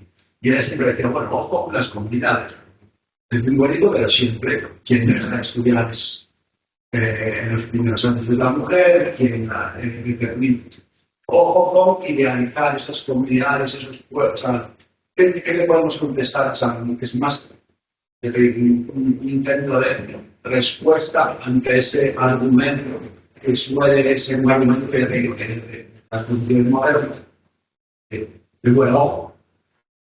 O sea, que la defensa del individuo es lo que nos permite avanzar, progresar, porque la comunidad en atraso es el machaque de energía. O sea, hasta qué punto se le puede contestar, porque es verdad, o sea, yo, por circunstancias de la vida, no contextos comunitarios donde es verdad que se piden colectivos, y toman decisiones en colectivo, pero casualidad suelen ser siempre hombres. Y no casualidad, hay espacios de la toma de decisiones de esas comunidades donde no todo el mundo accede en igualdad. Tu pregunta es excelente y te agradezco mucho que me la hagas porque me permite como explicar algunas cosas. Yo de alguna manera ya planteé un poco una clave porque efectivamente nosotros, de hecho, podemos hacer una crítica de la modernidad y darnos cuenta del problema a través de una crítica culturalista. Por ejemplo, yo desde mi comunidad no tengo otra cosmovisión y desde ahí puedo yo mirar los problemas que hay de la modernidad. Pero yo comencé haciendo no una crítica culturalista, es decir, no parto de la afirmación de una cultura a otra para poder afirmar algo más allá de la modernidad, sino que empecé justamente desde las consecuencias negativas que ha producido la modernidad. O sea, y creo que es desde ahí desde donde tenemos que empezar, ¿no? O sea, vamos a contrastar la utopía de la modernidad con sus efectos negativos no intencionales, que ya empezamos a ver que son medio intencionales también. La modernidad se nos vende hasta la propia palabra es engañosa en sí. O sea, ese es como el primer obstáculo que tenemos que saltar, porque en general, como que cuando hablamos de lo moderno, decimos lo bueno, ¿no? O sea, porque lo moderno es bueno, modernicemos las carreteras, hay que modernizar el país, ¿no? Y eso, la modernidad está en la boca de la izquierda, por ejemplo, todo el tiempo. No hay como ninguna, pareciera, ¿no? Que no hay ninguna contradicción. O sea, ya, modernizar, no quiere. Entonces, cuando tú dices, vamos contra la modernidad, automáticamente es parte de la narrativa, es increíble, de la retórica que produce la modernidad. Entonces, quiere ser atrasado, ¿no? Porque entonces, si uno va contra la modernidad, uno está reivindicando lo atrasado de por sí, porque tiene toda esa connotación positiva de racionalidad, de universalidad, y pues nadie quiere salirse de ahí. Pero entonces, tenemos que saltar este primer obstáculo mostrando la falacia que implica la modernidad, esos efectos negativos reales. O sea, la crisis ecológica, la pauperización del mundo, ¿no? La concentración de la riqueza en unos cuantos. Debemos hacer una lista larguísima. Entonces, decir, a ver, la modernidad me prometió progreso. ¿Pero qué es el progreso? Al final, el progreso se va a terminar y es como un tren al precipicio. O sea, no es realmente una mejora de las condiciones de vida de la gente. Los transgénicos, se prometieron que con los transgénicos se iba a acabar el hambre del mundo. ¿Ha pasado eso? No. ¿Por qué no ha pasado eso? Porque el objetivo de la modernidad, y en este caso en su versión económica, no es la reproducción de la vida de la naturaleza, de nada, sino que es la reproducción del capital, o sea, el aumento de la tasa de ganancia del capital. Entonces, tenemos que como realmente ser capaces de mostrar cuál es el contenido. O sea, tú me vendías que ibas por la vida, pero en realidad vas por la muerte. Por eso esto que dice Ramón Roscover de que el proyecto civilizatorio de la modernidad es un proyecto de muerte. O sea, tenemos que como que ser capaces de argumentar mostrando, y datos no nos faltan. O sea, ¿cómo es que se ha reproducido la muerte? ¿Cómo es que no estamos mejor? Estamos peor.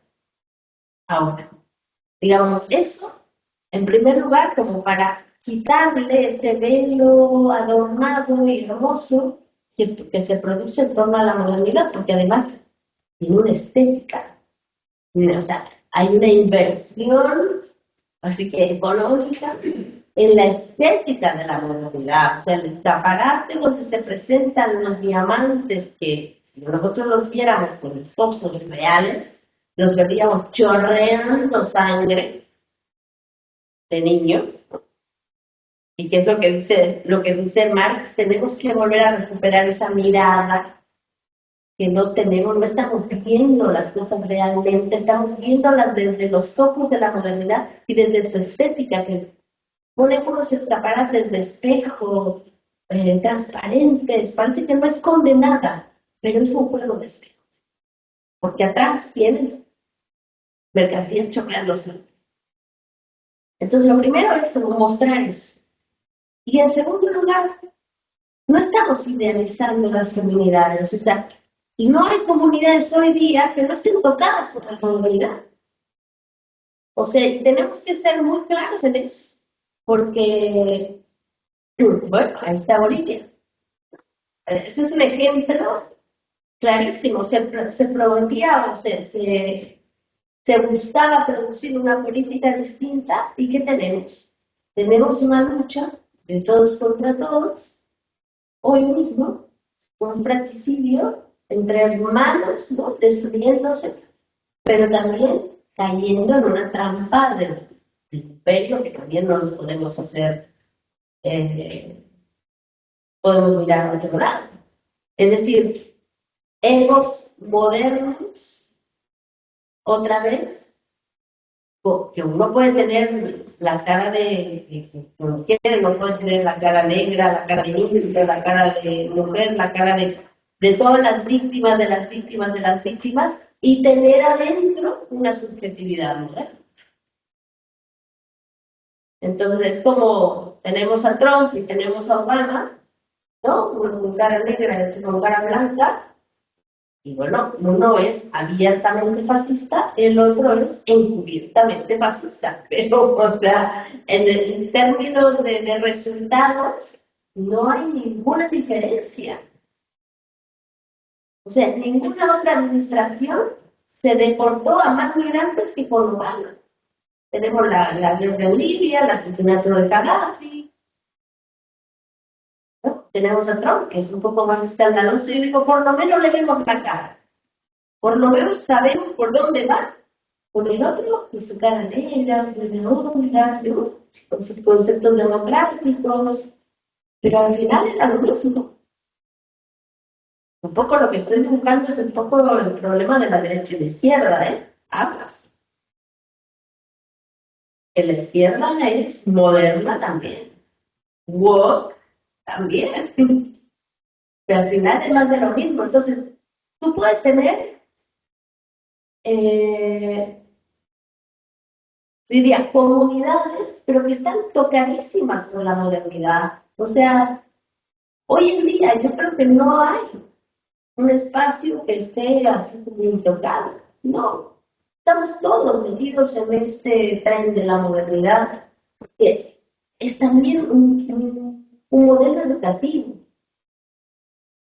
un modelo de crianza. O sea, son valores que se van reproduciendo unos a otros. Y yo les digo, por ejemplo, ¿no? Esta idea de que tenemos que educar a nuestros hijos para que sean libres, para que sean autónomos, para que sean esto y lo otro, la idea es estoy denunciando un montón de conceptos modernos. Porque la autonomía, hay que ver qué autonomía. En realidad, lo que tenemos que más bien educar a nuestros hijos de que todos dependemos de todos. Pero en la izquierda se compran rapidito todos estos conceptos que son súper, ultra modernos y neoliberales. Entonces, no estoy idealizando ninguna comunidad, más bien estoy llamando a que repensemos el mundo desde ese esquema. ¿Y por qué? No refiriéndome a una comunidad histórica, sino más bien diciendo la vida misma nos enseña y nos clama a pensar en la vida. Que no hay ningún organismo viviente que se base a sí mismo y que se autorreproduzca, sino que la vida tiene ese esquema comunitario de codependencia, de cooperación. Entonces, como que tenemos que mirar hacia allá. Fíjense, el Che Guevara decía, tenemos que aprender la ciencia para dominar la naturaleza. ¿Qué tal que tenemos que mirar a la naturaleza para aprender a ser seres humanos? No emanciparnos de la naturaleza, sino más bien hundirnos en la naturaleza. Aprender a vivir desde ella y desde sus principios de cooperación. Entonces, creo que es muy importante que no caigamos en idealismos históricos, pero ciertamente encontramos ejemplos en la historia de cosmovisiones que intentaron poner en práctica. Eso sí tenemos. O sea, tenemos, digamos, mucha noticia, mucha historia, mucha memoria de que eso se ha intentado a lo largo de la vida de la humanidad muchas veces. Algunas veces por mayores resultados que otros, pero todo eso se viene invertido. Y hoy sí, tenemos una modalidad del tuétano por todas las comunidades, pero tenemos que recuperar entonces esa memoria que sí estaba, al menos en los principios y en la cosmovisión, ¿no? En los pueblos originarios había una visión de complementariedad, incluso del ser humano, varón, mujer, de toda la gama distinta de comprensiones también más allá de ese dualismo. O sea, había estas visiones, como decía Ramón Los Jóvenes, ¿no? De la unidad en la diversidad, del taoísmo. Entonces, yo creo que tenemos que pensarnos, no tanto desde los restos que tenemos hoy de las comunidades vivas, sino más bien de esos principios que sobreviven y que están en esas cosmovisiones y que pueden servirnos justamente como para dirigir, ¿no?, nuestras acciones hacia otro lugar. Decía Juan José Bautista, para poder pensar en un futuro tan bueno, tenemos que pensar en una raíz más moderna, ¿no? Y eso hay que verlo en esto.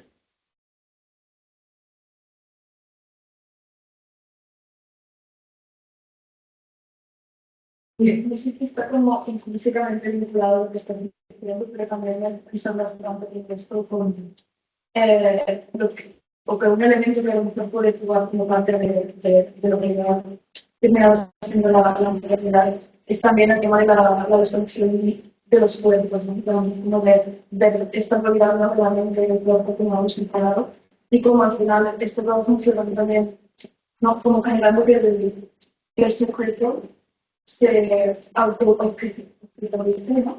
Y como que hay como un uso del cuerpo como objeto.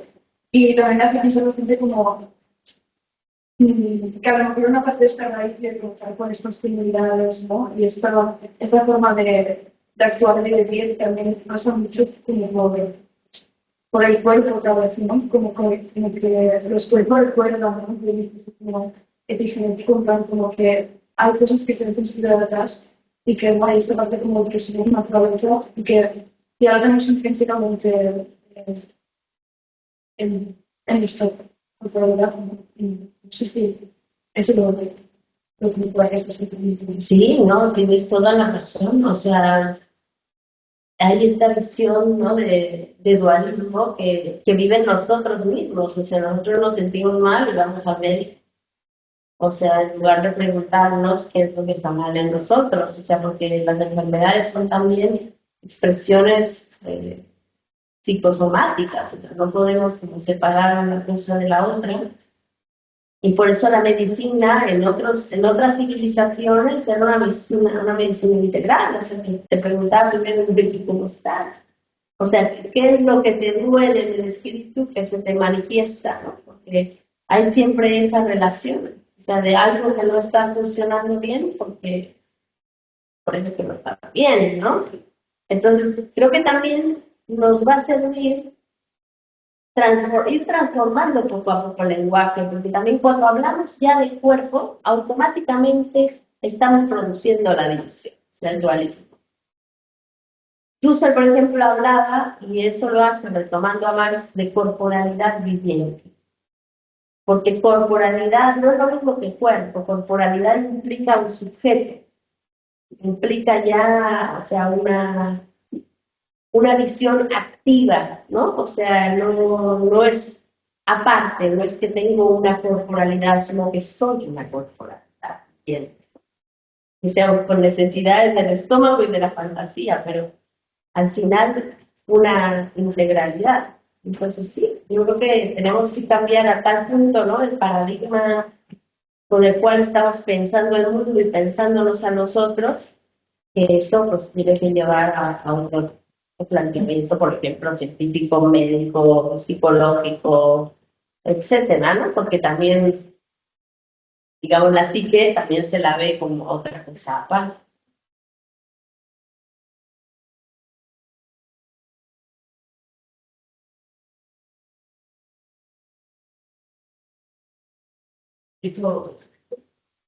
Porque también es institucional, ¿no? Como lo harás en este caso, desde el diseño de introducir, ¿no? En lugar de institución. ¿Conoces más experiencias o casos como buenas prácticas? Bueno, Dussel justamente es como, fue la gran obsesión de toda su vida. O sea, yo creo que podríamos decir que la política, producir la política de la liberación, como el objetivo que tiene siempre. Y es muy interesante porque él logra un planteamiento realmente muy acabado y muy de refundación de la política. Él tiene varios libros. Hay un libro chiquitito que es como una síntesis que se llama 20 tesis de política, que lo pueden encontrar incluso en línea, y está traducido en varios idiomas, y que es como el resumen de su sistema, de su arquitectónica, ¿no? Después tiene un libro que se llama Política de la Liberación, Historia Mundial y Crítica, y que es un libro de una riqueza, es un libro delicioso además de leer, les diría, porque él lo que va a hacer es como voltear la mirada a la historia, que siempre él nos enseñó, ¿no? Que la filosofía tiene que empezar, porque eso es lo que somos, o sea, la carne que tenemos solo se explica a partir de esa mirada de la historia, lo que les decía entonces. Entonces, él voltea a ver la historia y desde ahí él dice, la explicación histórica que se ha dado de la política es una explicación permeada por la visión moderna, pero vamos a ver desde una visión no moderna, una visión descolonial.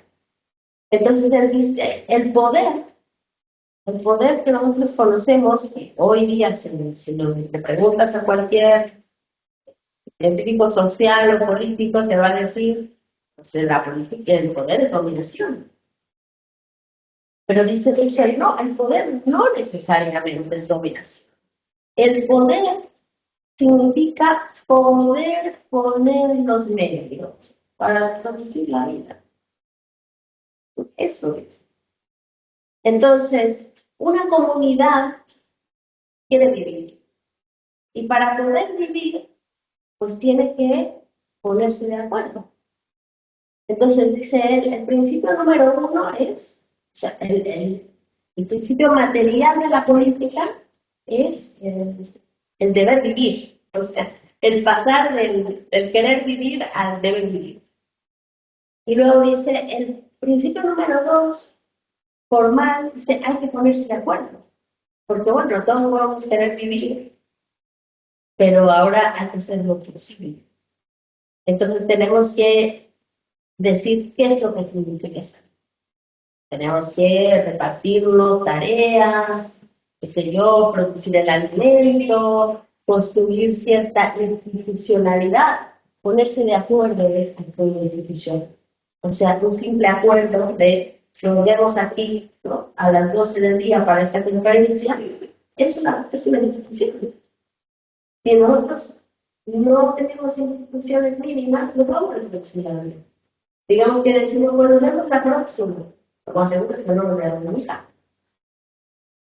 Entonces, digamos, el anarquismo extremo no tiene salida para la revolución de la vida. Pero tú tienes que tener ciertos principios básicos de institucionalidad para poder vivir. Entonces, este poder ponernos de acuerdo, ¿no?, que significa, salir del abstracto, vamos a reproducir la vida así, ¿no?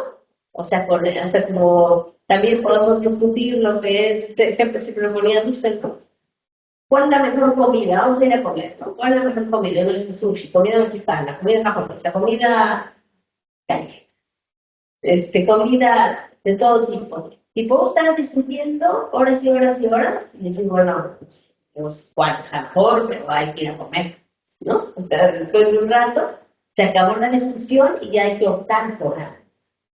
Entonces, ese optar por algo es ponerse de acuerdo y eso significa conjuntar voluntades. El conjuntar voluntades implica tener poder. ¿Sí? Porque si yo tengo solamente mi voluntad, pues tengo un poquito de poder. Pero si tengo una suma de voluntades que voy conjuntando a través del consenso, pues esa voluntad tiene más fuerza. Pero ahora tengo que ver lo posible, es decir, qué mediaciones tengo para reproducir la vida, porque a lo mejor no tengo dinero, a lo mejor no tengo los medios. Entonces tengo que ver también lo posible, la factibilidad, que es el principio número 3. Entonces una vez que tengo, ¿no?, esa visión de reproducir la vida, consenso y factibilidad, eso me va. O sea, el tener medidas las posibilidades de mi fuerza y de mi capacidad de llevar a término una decisión, eso es el poder. Entonces, si nos damos cuenta, el poder es, en el sentido estricto y básico, es servicio para reflexionar. Es conjuntar voluntades para reproducir la vida. Es poder poner las mediaciones para reproducir la vida. ¿Cuál es mediación? O sea, yo puedo explicar los conceptos desde otras claves. Y si yo me pongo desde el punto de vista de la vida, se me va a aparecer otro concepto. Y se me van a aparecer otras categorías. El problema es que como ya desde siempre yo dije que el ser humano es el hombre, entonces tengo que estar dando plazos, entonces el poder tiene que ser el ponerme frente a otro. Y eso me va a llevar a producir otra idea de instituciones. Entonces, es posible tener instituciones pensando desde el punto de vista del poder conservarse. Entonces, ahí, bueno, la política de la liberación tiene muchísimas reflexiones, elementos, porque realmente no solamente él construye una historia, que es una historia realmente muy bella, porque habla de la historia de los pueblos, de la historia de las civilizaciones, en donde habla, por ejemplo, de los distintos filósofos políticos del mundo, cosa que nunca se había hecho. O sea, se mete en la tradición hindú, en la china, en la África, o sea, en América Latina. No es una historia eurocéntrica, sino es una historia con pretensión mundial. Entonces, él va viendo cómo es que en las distintas culturas han ido abonando en esa visión de la reproducción de la vida y que no necesariamente, o más bien, es solo en la modernidad se desarrolla ese concepto de política como dominación. El problema es que es la triunfante, ¿no? Y es la que aprendemos en las grandes instituciones y universidades. Pero no es la única posible, hay otras maneras de comprender la política. Y también lo podemos ver en políticos en concreto. Entonces, él ahí, por ejemplo, da personalidades y dice, bueno, Andrés Manuel López Obrador, ¿no?, presidente de México, hablaba del doble oficio de la política. ¿Por qué los jóvenes no se quieren meter en política? Porque la política es un mierdero, nadie quiere entrar, porque es entrar a ensuciarte las manos, ¿no? ¿Por qué? Porque todo es dominación, todo es jugar en lo oscurito, relación de fuerza. ¿Quién se quiere meter ahí? Pero de ciertas maneras no. La política es un noble, pues, no tiene estructuras.